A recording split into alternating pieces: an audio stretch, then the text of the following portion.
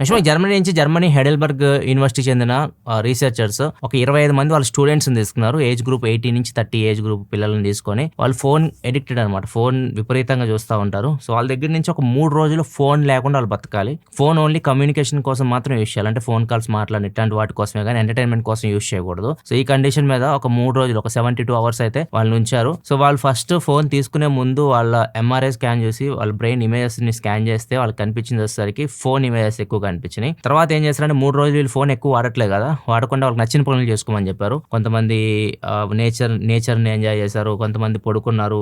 తగినంత నిద్ర ఉండదు కదా, ఫోన్లో పడితే మనకి ఎంతసేపు నిద్రపోతున్నాం కూడా తెలియదు. ప్రశాంతంగా కొంతమంది నిద్రపోయారు అండ్ కొంతమంది అవుట్డోర్ స్పోర్ట్స్ ఇట్లాంటివన్నీ వాళ్ళకి నచ్చిన పనులు చేసుకున్నారు. 3 days తర్వాత మళ్ళీ సేమ్ స్కాన్ చేసి చూస్తే ఫోన్ అసలు కనిపించట్లేదు. సో వాళ్ళు రియల్ లైఫ్ లో అయితే పనులు చేస్తున్నారో వాటి గురించి ఇమేజెస్ అయితే కనిపిస్తా ఉన్నాయి. ఇందులో 20 మంది అయితే మాకు ప్రశాంతంగా నిద్ర పట్టింది, ఇంతకుముందు ఫోన్ చూస్తే మాకు నిద్ర పట్టేది కాదు, ఇప్పుడు పడుకోగానే నిద్ర వస్తుందని చెప్పారు. నార్మల్గా ఫోన్ మనం చూసేటప్పుడు దాంట్లో బ్లూ లైట్ ఉంటుంది కదా, బ్లూ లైట్ వల్ల మనకి బ్రెయిన్ లో మనకి మెలాటోనిన్ అని చెప్పేసి ఒక హార్మోన్ ఉంటుంది, అది స్లోగా రిలీజ్ అవుతుంది. సో స్లీప్ పట్టదు, తొందరగా మనకు పట్టదు ఈ బ్లూ లైట్ వల్ల. సో ఇది వీళ్ళు పక్క పెట్టేసారు వాటి ఫోన్, బ్లూ లైట్ ప్రాబ్లం లేదు కాబట్టి ప్రశాంతంగా నిద్రపోగలుగుతున్నారు. ఇట్లా చాలా మంది ఫోన్ అడిక్ట్ అయిపోయి మిగతా పనులు చేయట్లేదు.